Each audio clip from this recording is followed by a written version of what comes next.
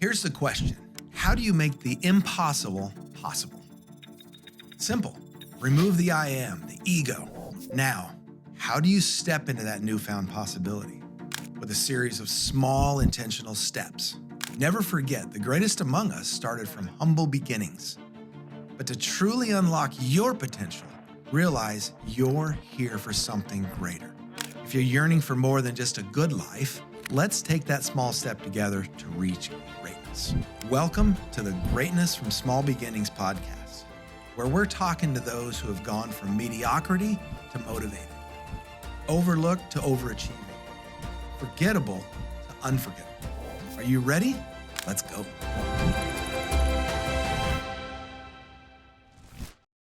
Good day, everybody. This, as you might be able to read on the shirt, the Greatness from Small Beginnings podcast. I'm back. I'm doing another solo version.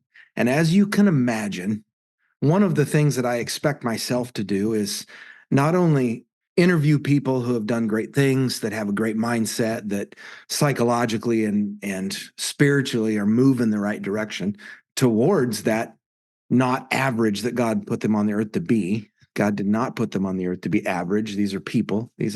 I'm always searching for not only people with great stories, but recordings and these kinds of things with that talk about greatness philosophically. So I'm going to turn to one right now, and I'm going to recommend it for everybody. I heard a webinar that was based on this, a webinar that just happened in the last few days, and I saw the replay of the webinar, and it was based on this 30 or so minute recording by a guy named Earl Nightingale, and it's called The Strangest Secret. So if you look up on YouTube, it's titled The Strangest Secret, Earl Nightingale Conant, 1950s original full. That's how you look it up on YouTube.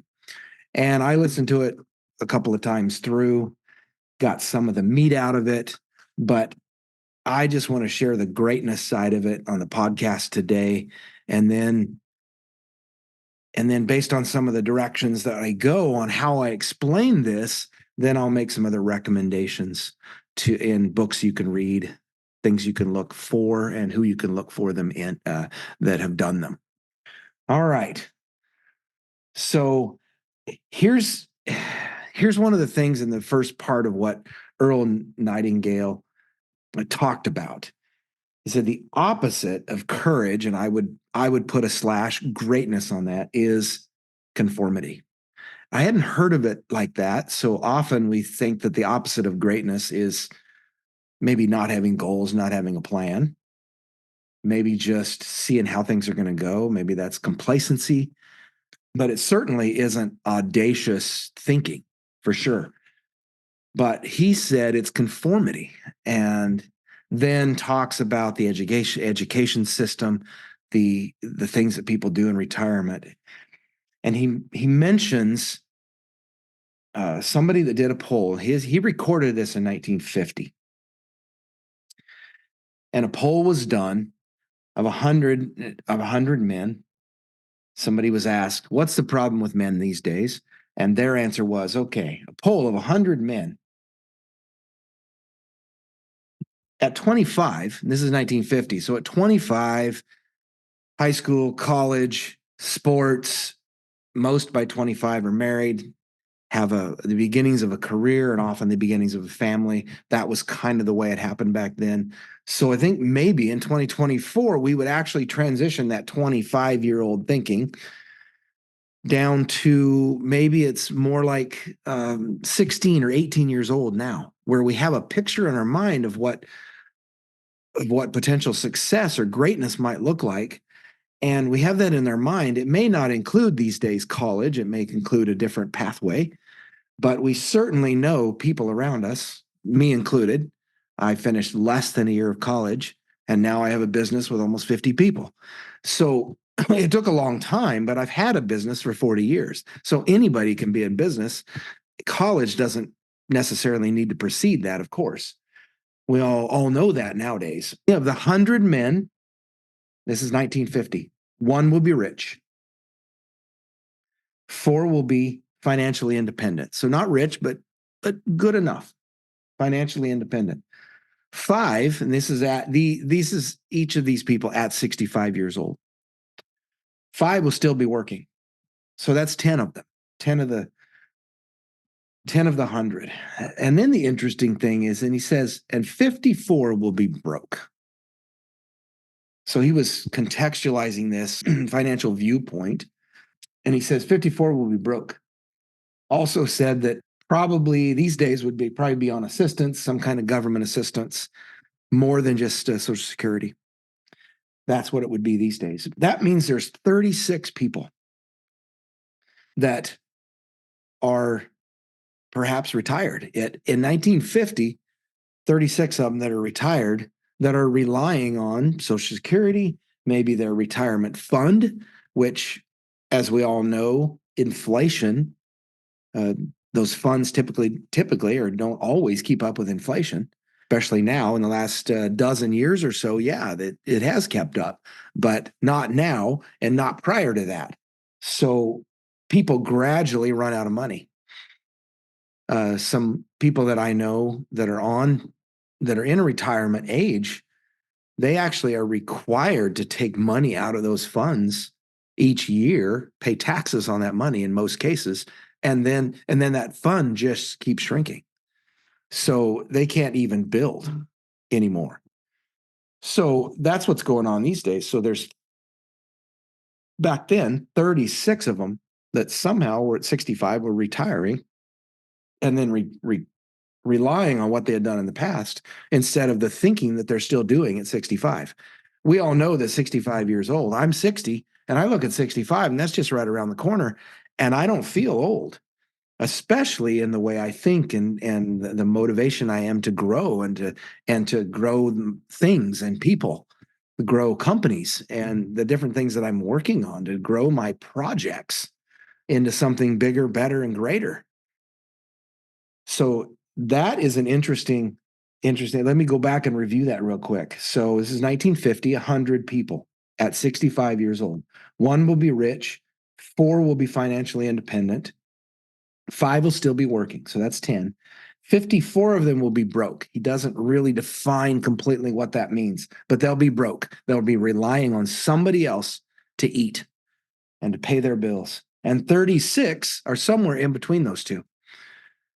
So are those numbers still equal today? Are they similar? I think they're similar. If you take every 100 people, I'm not even sure 1 will be rich or in their own mind successful. Go back to that definition of successful, opposite of courage or greatness. And you could also insert the word success in there is conformity. Well, the pathway to greatness, to riches, let's say, to wealth, and that doesn't mean just financial wealth, but wealth in other ways, is not by conforming. It's always being a little different. That's why it's really interesting to me that most people that are serial entrepreneurs that get in business, sell a business, maybe fail, but start another business because they just can't help it. They want to do that thing are often the ones that were C students in school. Well, I can attest to that. I did get my act together about halfway through. Well, my junior and senior year, I did do better, but I still didn't get to an A average in high school. I wasn't focused the right direction, and I just went with what was natural for me, which was barely a C average. And of course, I butted heads with my parents over it, and they knew I could do better. I actually could have done better, but that was what was natural for me. I just was distracted and didn't care. For the last 2 years of high school, I did care more because I kind of got things together a little bit spiritually and understood I needed to care. So I did. But more important than that is that I just put some new habits in my life and got better, but I still didn't get to an A average. So I'm that C average person by nature. And that is the vast majority of serial entrepreneurs, is that most of us didn't get college degrees. Most of us didn't do great in academia because we learn differently. We had to learn from a practical standpoint, which is definitely the way I learned. Another couple of interesting things in that, excuse me, that video from 1950. He said he defined success, and I gave one definition a little bit ago. I said the opposite of courage, and I also put success in there with greatness is the opposite of courage is conformity. And then he kind of switches to the positive side that says successful people progressively realize a worthy ideal. Kind of like a goal, but a goal is above an ideal. A goal is, it has to do with your value, your core values, what's really important to you. And it's really important to identify those things, of course. Progressively realizing a worthy ideal. And then in the video, he gives an example of a woman that wants to be a wife and a mom.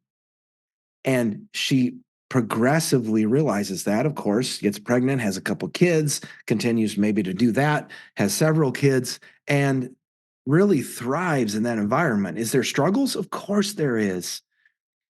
Of course there is.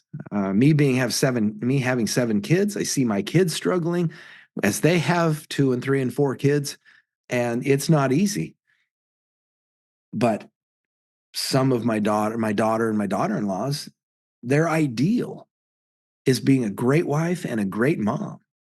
And will they do other things in their life with some of those skills they learn in that motherhood process once the kids are out of the house? Yeah, probably.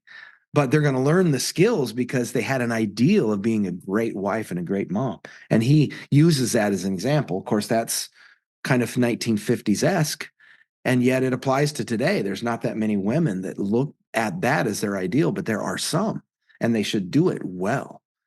And then he says, own a small retail business. He mentioned a corner gas station. Well, those things are kind of in the past. We don't see very many corner gas stations unless they also are accompanied with a convenience store. And those are even more rare because they're more of a corporate situation nowadays. So I likened it to a mechanic shop, maybe that did mechanics work for the community around them and built a good client base and then just spent their life doing that thing because it energized them. That is also success because it is progressively realizing a worthy ideal.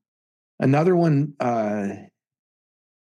he mentioned is a salesman that wants to be in the top one, at least 10%, but I go all the way to 1%. It's not hard to be in the 1% of salespeople because most sales is done old fashioned, where it's just, you just throw the price out and you just do that a lot and you just hope for more and just hope for signatures, hope for people to sign the contracts. But it takes more than that to be in the top 1%.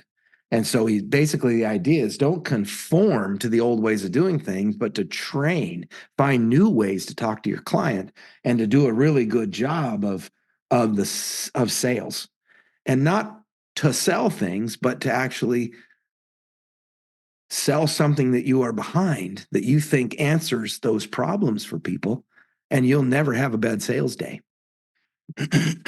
So that's another way to see that. And then another way to consider this success is to, with the viewpoint that he gave on that poll of 100 men, is to get rich and to give to mission funds and and to work with nonprofits to fund activities that nonprofits have, which of course would be a fantastic thing. Wouldn't we all love to give more? I will say that Americans are very giving people, typically. I've been several places in the world, and people are so focused on just survival, where in America, we don't always, sometimes we do. There are seasons in our life where surviving emotionally, physically, and financially is what we have to focus on, but that's not our main focus most of the time. But in other countries, it is. And so we have a privilege here to have a focus that's different. And we can focus on getting financially independent and perhaps even rich so that we can fund other things and other activities. And that is a privilege, a real privilege to be able to consider that as something that we have in our life as an opportunity. And most of us, as we look at our greatness from when we were 16 or 18 years old, maybe we were 25 before we really figured out what we wanted to do with our life. And then we realized that being financially independent, rich, having wealth, whether it's money or just a variety of things on the list of wealth, maybe that is the best thing that we could do so that we can provide nonprofits with a building. They need a building or more funds to do more things for those that they serve. And wouldn't that be a great thing? So I'm just looking at the list of things that I got out of that that YouTube video, that webinar that I watched. One of the things that he said that I thought was very interesting in the way we think. We need to think and conceive uh, the ideal. Okay. So what he says is what we are now is based on the thoughts that we had yesterday and in the previous months and years. So as we think and we become goal driven, as we think about our goals, the things that we want to become, those ideals, then we naturally as humans typically build steps. We have to discipline ourselves to build the right steps in to get us where we're going. And so the thoughts and the steps we built in the yesterdays of our life, whether it's the last month or last year, those disciplines that we might have put into our life physically, in our work, in our schedule, then those are the things that can energize what comes in today. We actually, you plant let's see, the fable goes something like, wise is the man that plants the tree today under which he will never sit, because then his children and his children's children would sit under that tree. But the best time to plant a tree, 30 years ago or today, 20 years ago or today. Well, the thoughts of 20 and 30 years ago, 10 years ago, the thoughts of last year and this last month are the ones that energize what we're going to do and become in this day and in the close tomorrows in our lives. And then he says, we become what we are or what we think about today, which is the future. So we need to consider growth. We need to consider reading our Bibles regularly so that we kind of leave that fool heart behind, that fool mind behind, and fill it with wisdom. And then we need to get ideas and psychology and philosophy from people that are wiser than us. And it isn't always just the Bible. It's good to have something to lean that against. I do that, but the final word for me is the Bible, because I think it's the most infallible book in the world, and possibly completely infallible is what I actually believe. And so I go to it every day for that uh, that little shot of wisdom that I know I need. But there's other ways to gain that. Earl Nightingale was a philosopher of his day. He was also a businessman, and so he put together these things and said them. So another thing he said in that YouTube video: what we plant in the soil is what the soil produces. He gave this example of planting this plant that was poison or another plant that is corn. And he said, because the soil doesn't care what we plant. And I thought that was an interesting concept. The soil does not care. So what does that mean for us? Is that we need to plant in the soil. The soil is a tool. So we need to plant the right things. And that's kind of like planting in your head, planting in your heart, thinking the right thoughts that get us to where we're supposed to go. And I thought that was a really poignant thought. Another place to get another book about success and about how people think is John Maxwell wrote a very small book called How Successful People Think. And he goes through several steps, and he breaks it down on both the advantages and then some of the practical tactics on how you think about things so that you become that person that is successful. So that's another one I recommend. And things like this that talk about us thinking our way to a better life, because even in the Bible, it talks about the renewing of the mind. And we can renew the heart all we want, but the heart it goes with the waves. And the renewing of the mind is actually, when it's connected to the heart, and it is connected to the heart, is the best way to have a full change. But it really starts in the mind, because you have to conceptualize, then you have to understand the practical steps you have to get there. And it probably should, most of the full changes in our life need to become these look like a goal with some practical, not just creative steps, but very simplified, specific steps to get to where we want to go. That's what I would sum up. It's a half hour long and there's a lot more in it, and I would highly suggest you listen to it. But that gives some tools, some of my takeaways from it. I'd love to see some comments of anybody that would like to comment, and I'll read through those, maybe respond back, but I would appreciate you listening to it and commenting back. And I will end the way I always do, with a call to action. It's your choice, so go be great.